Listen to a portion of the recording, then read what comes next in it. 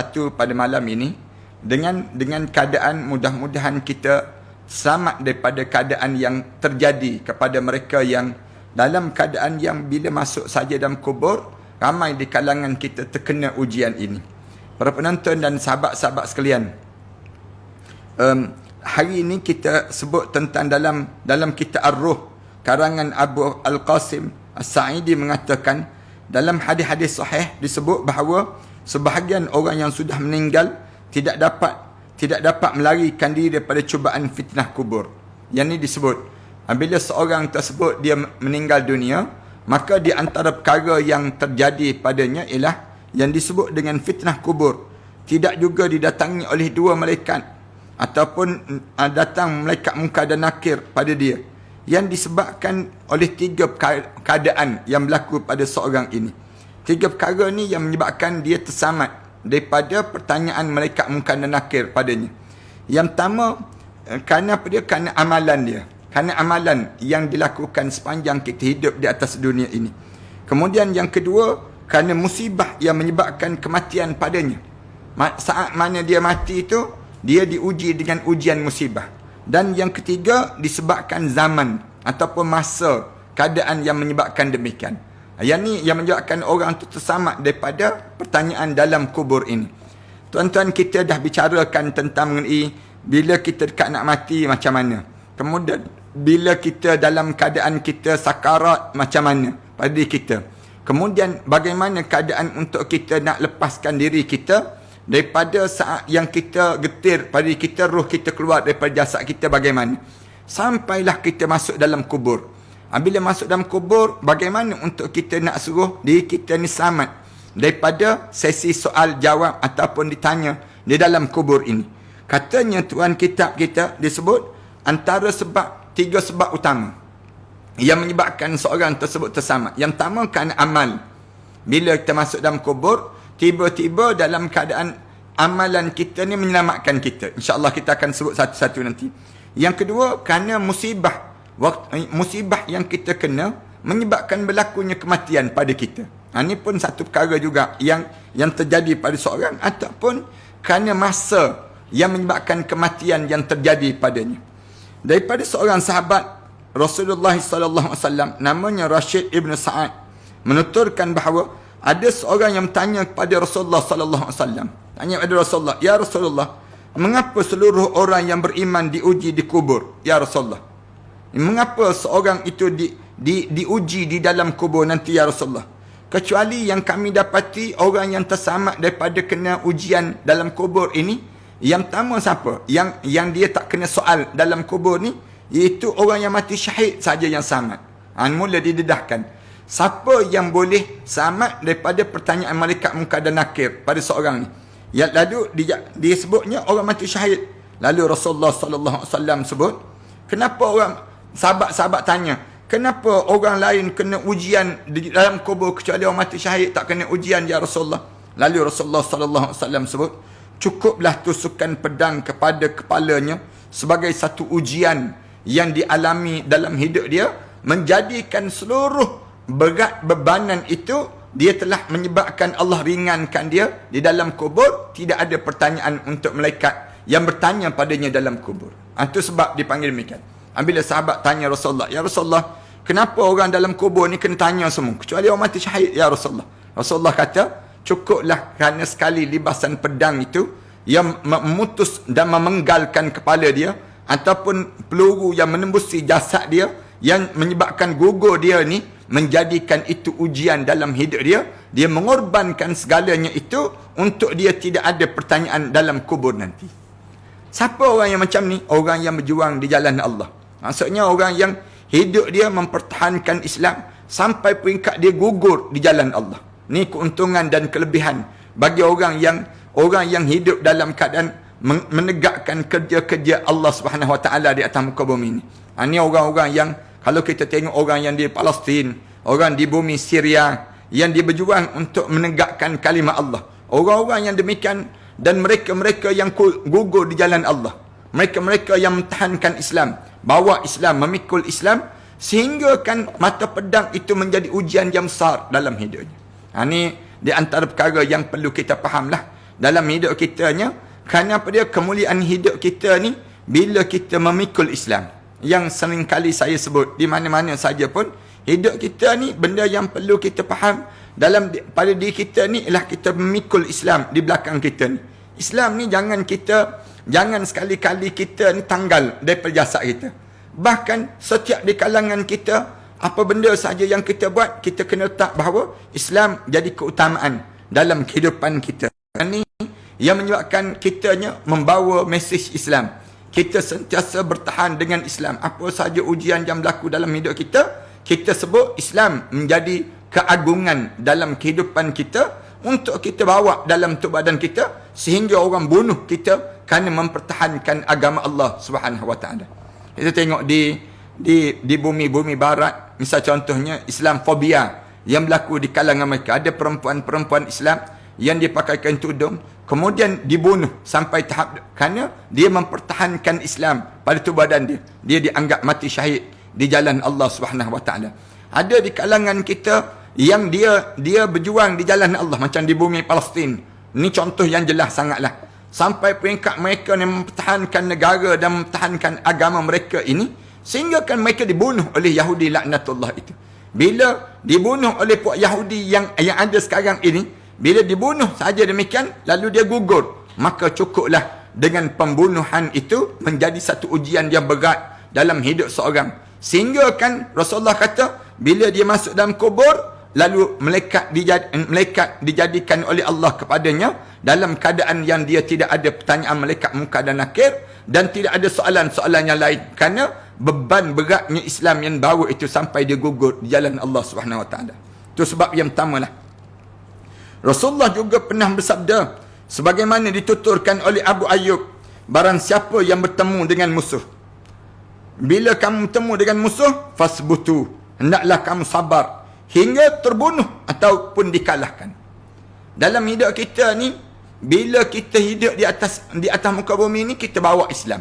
Tiba-tiba satu hari kita bertembung dengan orang yang benci terhadap Islam, tak suka dengan Islam. Rasulullah ajar apa dia? Bila kamu berjumpa dengan musuh, hendaklah kamu sabar. Sabar dengan cacian, makian musuh.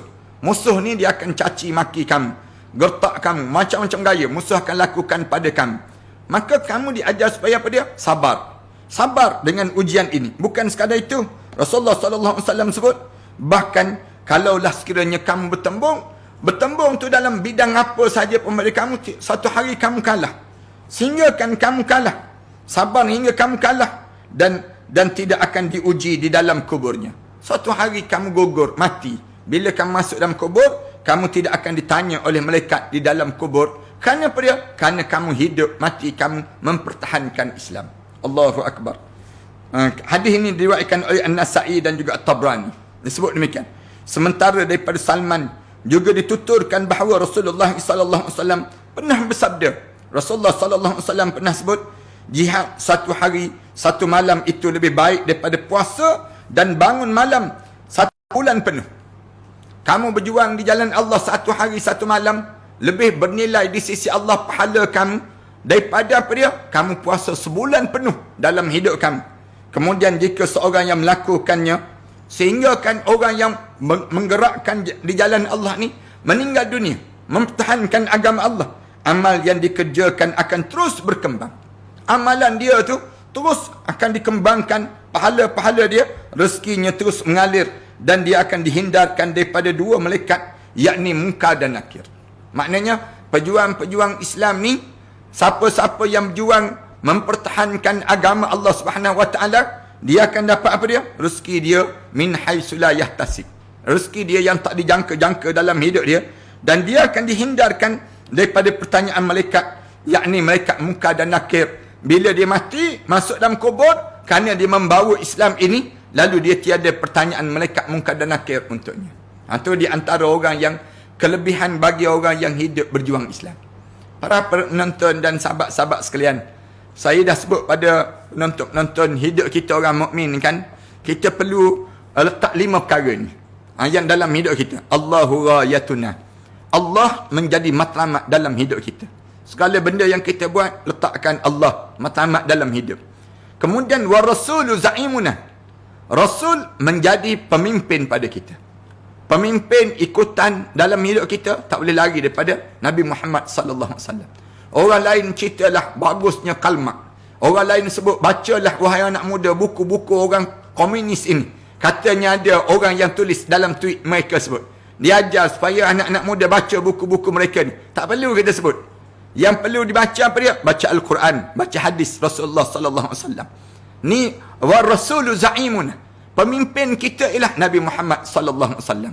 Mengikuti Nabi Muhammad menjadi perkara yang penting dalam hidup seorang mukmin. Dua. Yang ketiga, dalam hidup kita ni apa dia? Wal Qur'anu dusturuna. Quran ini menjadi perlembagaan dalam hidup. Dalam hidup kita ni, segala benda yang kita buat rujuk ada Al-Quran. Wal Qur'anu dusturuna. Yang keempat, kemudian dalam hidup kita, wal jihadu sabiluna. Jihad di jalan Allah merupakan jalan hidup kita. Berjuang di jalan Allah. Hidup menjadi seorang pejuang Islam. Maknanya, hidup kita ni bawa je Islam. Ke mana-mana pun bawa Islam. Kita ni menjadi apa dia? Menjadi mata rantai kepada kerja-kerja Islam dalam hidup kita. Segala benda yang kita buat, semua dengan ajaran Islam. Bila orang tengok ni, pada diri kita ni, kita sedang menjadi da'i ilallah. Pendakwah di jalan Allah. Pendakwah di jalan Allah ni apa dia? Dia akan berjuang. Dia buat jihad. Dia akan melalui ranjau-ranjau dalam jihad dia, dalam dakwah-dakwah dia. Kena gam, kena apa dia? Kena marah, kena pulau, kena halau. Itu satu sunnah yang dilalui dalam perjalanan dakwah yang dilalui oleh Nabi. Wal jihadu sabiluna. Jihad ini jalan kami. Kemudian yang akhir sekali, wasyahidu amanina. Mati syahid ni menjadi cita-cita bagi setiap orang mukmin. Orang mukmin hidup dia sentiasa bercita-cita untuk gugur di jalan Allah. Dalam hidup dia. Kalau ni yang disebut dalam Al-Quran Karim, faminhum man qada nahbah wa minhum man yantazir wa ma baddalu tabdila. Ada di kalangan mereka yang sudah gugur di jalan Allah. Wa minhum man yantazir. Ada di kalangan mereka yang sedang menunggu-nunggu untuk saat gugur di jalan Allah. Wa ma baddalu tabdila. Mereka sekali-kali tidak tukar ganti janji mereka di jalan Allah. Maknanya mereka boleh istiqamah dalam hidup mereka mempertahankan agama Allah. Dalam hidup kita ni, jangan kita jadi sekejap begitu, sekejap begini. Jangan. Hidup orang mukmin ni, hidup yang dia yakin bahawa Islam ni dalam keadaan ujian macam mana sekalipun, dia tidak lari daripada ujian-ujian yang dilalui dalam mempertahankan agama Allah Subhanahu Wa Taala. Kerana kerja-kerja agama ni, dia tak semudah yang kita sangka tidak. Lau kana aradan qariban wa safaran qasidan lattaba'uk walakin ba'udat alaihim asy-syuqqah. Allah ajar pada kita, kalaulah perkara yang kamu bawa ni Muhammad qariban, perjalanan yang dekat, wa safaran qasidan, perjalanan yang ringkas, lattaba'uk, ramai orang akan menjadi follower kamu. Ramai orang akan ikut kamu. Walakin ba'udat alaihim asy-syuqqah. Tapi kamu kena faham, kerja-kerja Islam ni kerja yang jauh dan memerlukan melalui ranjau-ranjau yang pahit yang perlu kita lalui dalam kehidupan kita. Para penonton, sahabat-sahabat sekalian, zaman kita ni bukan zaman sebagai zaman-zaman sebelum daripada. Zaman-zaman sebelum daripada ni, mereka terlalu sukar dan menjadi payah. Alhamdulillah kita, orang yang bawa Islam di kalangan kita zaman kita ni, zaman yang dihampar dengan permaidani yang indah. Berbeza dengan zaman sebelum daripada kita. Mereka melalui dengan duri-duri, ranjau-ranjau dalam nak menyebarkan Islam. Yang menyebabkan akhirnya gugur syahid di jalan Allah Subhanahu Wa Taala. Dan tak pelik, zaman kita pun demikian. Zaman kita ni, kalau sekiranya kita ni tak jaga dalam hidup kita ni, kalau kita ni hidup semata-mata nak jaga hati perut orang-orang yang bukan Islam ni, dalam hidup kita, nescaya kita akan gugur bersama dengan mereka. Tetapi Islam diajar dalam hidup kita ni, bila kamu bawa Islam, kamu kena tahu, kamu kena jauh daripada mereka dan kamu akan berhadapan dengan musuh-musuh. Sehingga kan kamu dipanggil menghadap di hadapan Allah Subhanahu Wa Taala dalam keadaan kamu membawa Islam di tubuh badan kamu. Sehingga kan jari-jari kamu di hujung perjalanan hidup kamu tertegak dalam keadaan syahadah. Asyhadu an la ilaha illallah wa asyhadu anna Muhammadar Rasulullah. Dipuncakan dengan apa? Dipuncakan keyakinan hidup dia hanyalah hidup mati untuk Islam dalam hidup demikian. Beza perhatian sekarang orang yang hidup mati untuk perut dia. Ada orang yang hidup mati dia untuk keluarga dia. Hidup mati dia untuk dia nak mempertahankan yang disebut dengan jawatan dia. Kita tidak. Kita orang yang hidup dan mati kita hanyalah untuk Allah dalam kehidupan kita. Ini yang menyebabkan kita memerlukan perjuangan dalam hidup kita, memerlukan kesungguhan yang menyebabkan kita gugur syahid. Dan bila kita masuk dalam kubur, tiada pertanyaan malaikat munkar dan nakir untuk orang yang gugur syahid di jalan Allah Subhanahu wa taala. Allahu akbar. Yang inilah yang menyebabkan kita akan dapati mereka berebut-rebut untuk mati gugur di jalan Allah. Menangis Khalid Al-Walid bila saat mana dia hampir di kematian di usia 55 tahun tu, Khalid Al-Walid ni menangis teresa-esa. Kenapalah aku tidak gugur syahid sebagaimana orang lain yang berjaya untuk gugur syahid di jalan Allah Subhanahu wa taala. Sementara daripada Salman juga dituturkan bahawa Rasulullah pernah bersabda, jihad satu hari satu malam tu, kalau kamu berada di medan juang satu hari satu malam tu, lebih baik daripada puasa kamu dan bangun malam kamu selama satu bulan. Bangun malam tu susah dah, nak bangun malam. Puasa ni pun susah dalam satu bulan pada yang kita lalui.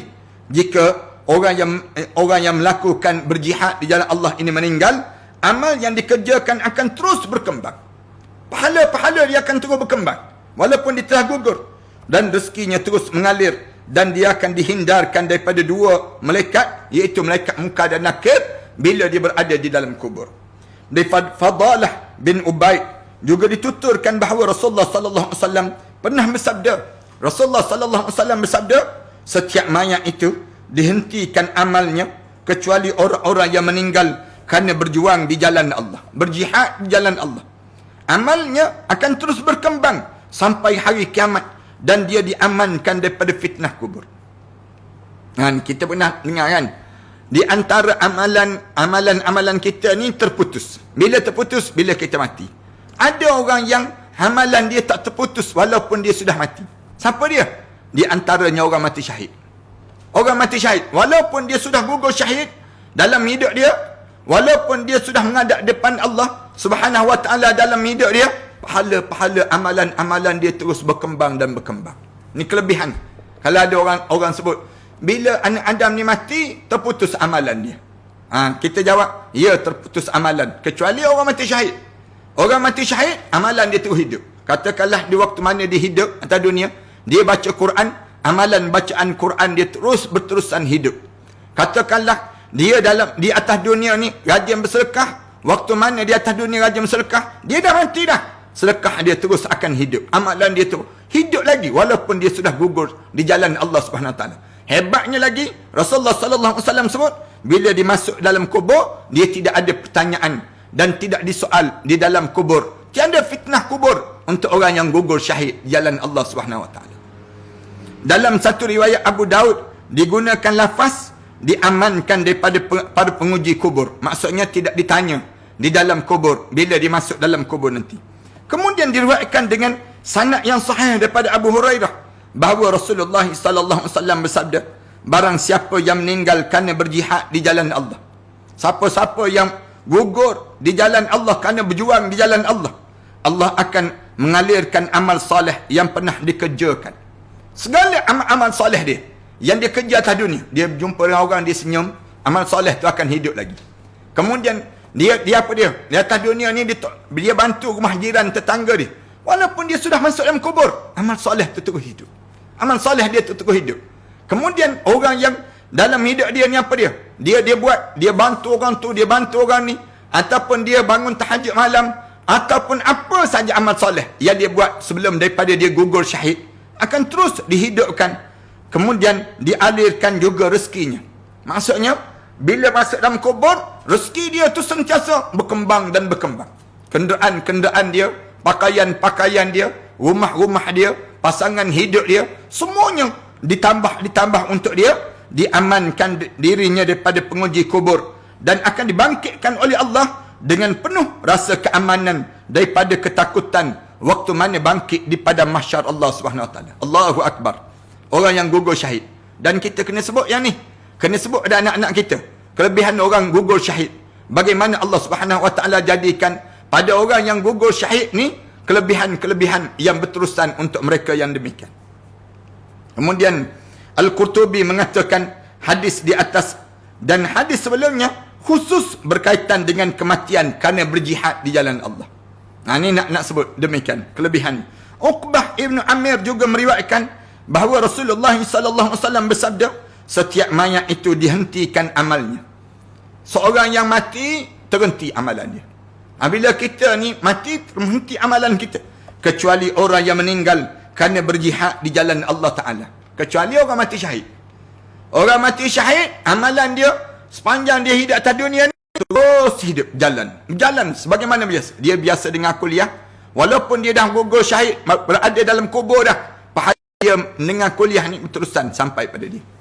Katakanlah dia ni dah meninggal dunia, tapi sepanjang dia hidup, malam-malam Jumaat dia sentiasa baca Quran. Bila dia baca Quran tersebut, maka dia masuk dalam kubur. Bila dia masuk dalam kubur, pahala baca Quran tu dapat untuk dia. Katakanlah sebelum daripada dia meninggal dunia ni, dia atas dunia dia rajin untuk dia pergi melaksanakan ibadah umrah. Dia rajin untuk dia melaksanakan ibadah haji. Dia masuk dalam kubur. Kerana gugur syahid ni, dia sentiasa pahala haji umrah tu berterusan untuk dapat pada dia. Apa saja amalan yang dia buat itu akan berterusan ganjaran ini, tak terhenti untuknya. Kecuali orang yang meninggal, disebut demikian. Rasulullah sebut mayat itu dihentikan amalnya. Kecuali orang meninggal kerana berjihad di jalan Allah, amalnya akan terus dialirkan hingga Allah membangkitkannya dan diamankan daripada dua penguji kubur, iaitu malaikat Munkar dan Nakir untuknya. Allahu Akbar. Ini kelebihan orang yang, kalau ditanya pada kita siapa yang tidak disoal dalam kubur, yang pertama orang mati syahid. Orang mati syahid tidak akan tanya dalam kubur ini sendiri. Kemudian daripada Umamah menuturkan bahawa Nabi SAW pernah bersabda, bagi siapa saja yang berjihad di jalan Allah, Allah akan mengamankan daripada fitnah kubur. Allah jadikan demikian. Siapa yang hidup berjuang membawa Islam ini, dia hidup, Allah menawarkan pada dia, kamu korbankan masa kamu, tenaga kamu, jiwa kamu hanya kerana Islam, nak sebarkan Islam.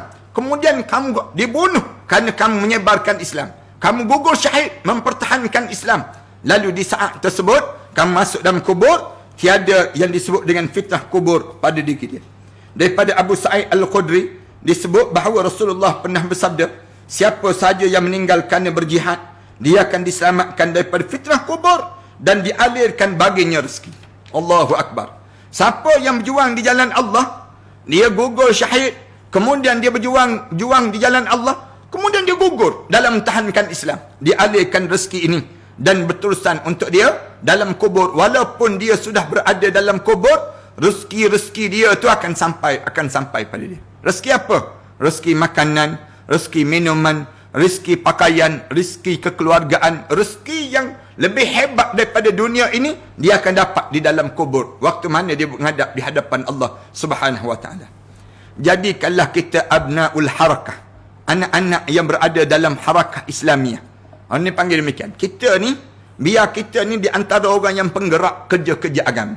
Ini kerja-kerja agama ni sentiasa sebut tentang Islam, ajar pada masyarakat tentang Islam, bagi tahu pada masyarakat tentang ajaran agama, sehingga kan bila kita gugur syahid, gugur satu hari dalam hidup kita, gugur syahid kita yang mempertahankan Islam, orang bunuh ataupun kita terbunuh kerana menggerakkan jalan agama ini, maka masuk dalam kubur, maka kitanya dapat rezeki-rezeki yang jauh lebih banyak di dunia ini dibandingkan kita berada di dunia ini. Allah tambahkan berterusan dalam kubur, yang lebih hebat lagi apa dia? Amalan-amalan kitanya terus disalirkan pada kita walaupun kita dah dalam kubur. Kemudian dalam kubur tiada pertanyaan malaikat Munkar dan Nakir untuknya. Tiga benda ni akan terjadi pada orang yang hidup dalam menggerakkan agama-agama Allah SWT. Nak bergerak agama, orang kita tanya, Ustaz, nak menggerakkan agama ni macam mana? Banyak cara lah dalam hidup kita. Ikat diri kita dengan jemaah Islam. Jangan lari daripada jemaah Islam dalam hidup kita. Jangan, bahasa yang mudah, jangan kerak lompat parti. Tu senang cerita. Jangan hidup kita ni dalam keadaan yang kita ni jauh daripada pemimpin-pemimpin yang membawa ummah ini menegakkan kalimah Allah SWT. Kerja kita dah, tanggungjawab kita dah menegak agama Allah SWT. Kalau kita tak nak membawa Islam ni, yastabdil qauman ghairakum, Allah gantikan kaum yang lain yang nak menggerakkan agama ini sendiri. Kalau kita tak kata, kita kata, Ustaz, saya tak nak, Ustaz, Saya tak nak duduk berpihak sebelah sini, tak nak berpihak sebelah sana. Saya nak jadi DAP Ustaz. DAP duduk atas pagar, dia panggil demikian. Saya duduk atas pagar, saya nak duduk tengah-tengah. Tak lama orang demikian. Orang yang hidup dalam keadaan yang tidak mengikat diri dengan jemaah Islam. Perlu dalam hidup kita ni bersama dengan jemaah dengan tujuan apa dia? Memikul Islam. Cari jemaah-jemaah yang bawa Islam dalam hidup kita. Jangan kita biarkan diri kita ni dalam keadaan yang terkontang-kanting. Nak jaga selebriti konon. Nak jaga diri kita ni konon. Nak jaga perut kita ni konon.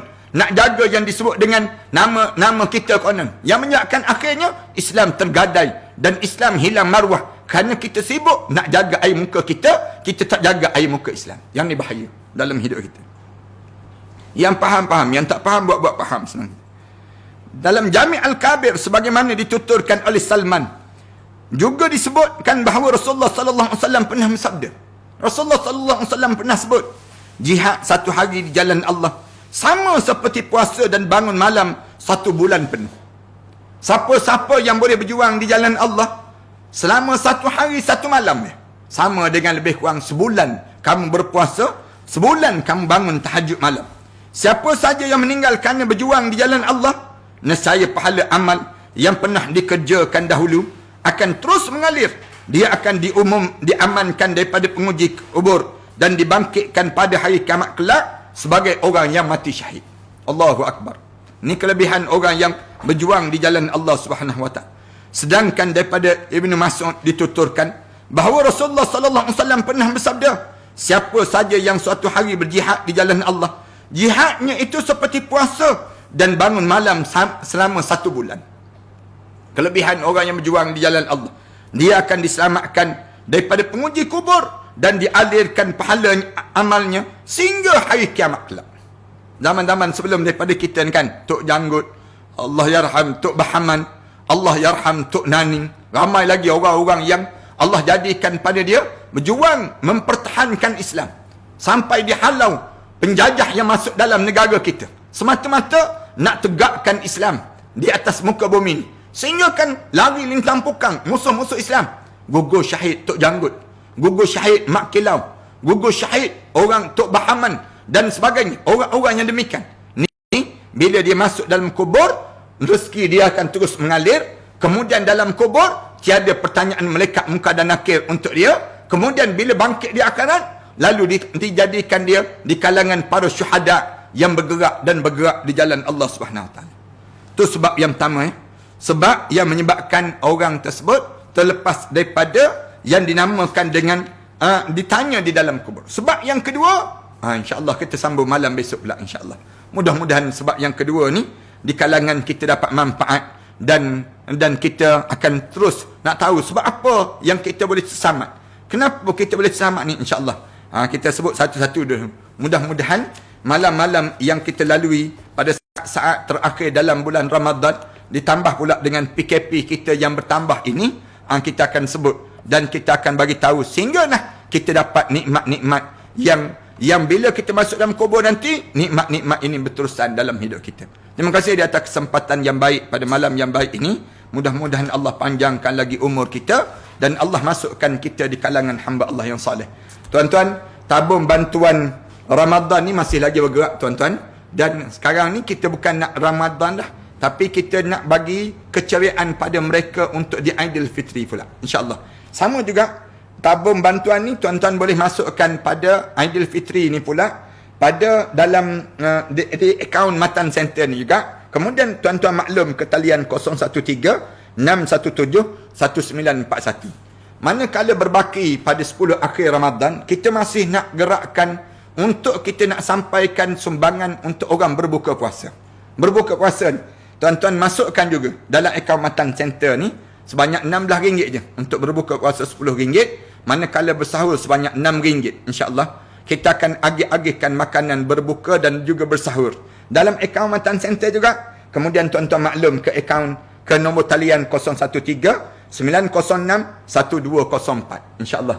Ini dalam akaun yang ada ni. Dan dalam masa yang sama, malam ni kita umumkan perfume mesra solat 4 haruman untuk lelaki dan 4 haruman untuk wanita ni. Tuan-tuan boleh terus ke ke talian 014-269-6217. Ni untuk 10 akhir Ramadan dan untuk Aidilfitri yang kita nak lalui seketika nanti insya-Allah.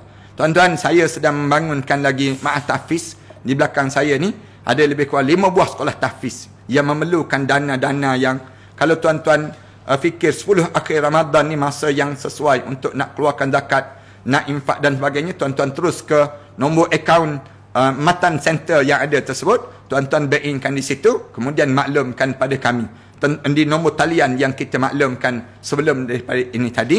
Mudah-mudahan Allah jadikan kebaikan yang terusan untuk kita. Aku qouli hadza wa astaghfirullah li wa lakum. Wassalamualaikum warahmatullahi taala wabarakatuh. Bismillahirrahmanirrahim. Alhamdulillahirabbil alamin. Wassalatu wassalamu ala asyrafil anbiya wal mursalin wa ala alihi wa sahbihi ajma'in. Ya Allah, ya Tuhan kami menghampiri penghujung Ramadan, ya Allah. Kami mohon pada kamu, ya Allah, apalah kiranya kami ini, dosa-dosa yang kami lakukan ini diampunkan oleh kamu, ya Allah. Ya Allah, ya Tuhan kami pohon pada kamu, ya Allah, agar kamu memandang kami dengan pandangan rahmat kamu, ya Allah.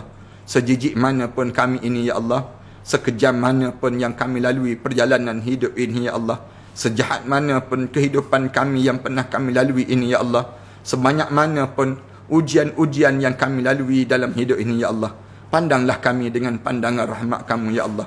Ya akramal akramin, birahmatika nastaghith. Ya akramal akramin, birahmatika nastaghith. Ya Allah, kami pohon kebahagiaan di dunia, kebahagiaan di akhirat nanti, ya Allah. Kamu pilihlah kami, ya Allah, di antara hamba-hamba kamu yang selayaknya untuk dimasukkan ke dalam syurga Firdaus kamu, ya Allah.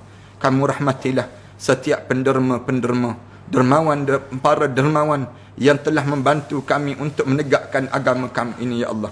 Kamu jadikanlah rezeki mereka bertambah, ya Allah. Jauhkanlah mereka daripada azab kubur nanti, ya Allah. Selamatkanlah perjalanan hidup mereka di dunia maupun di akhirat nanti, ya Allah. Rabbana alaika tawakkalna wa ilaika anabna wa ilaikal masir. Rabbana ja'alna muqimas salah wa min dhurriyyatina rabbana wa taqabbal du'a. Rabbana atina fid dunya hasanah wa fil akhirati hasanah wa qina azaban nar. Sallallahu ala Muhammad wa ala alihi wa sahbihi wa sallam. Alhamdulillahi rabbil alamin.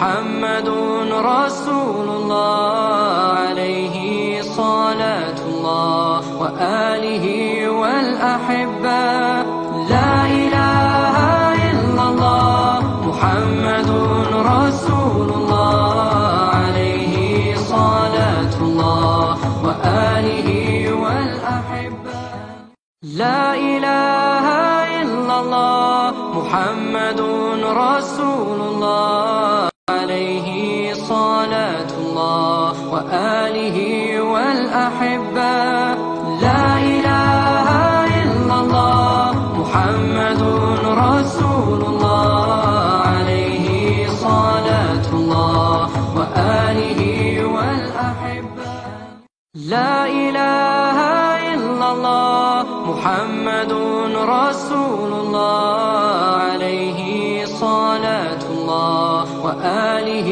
والأحبة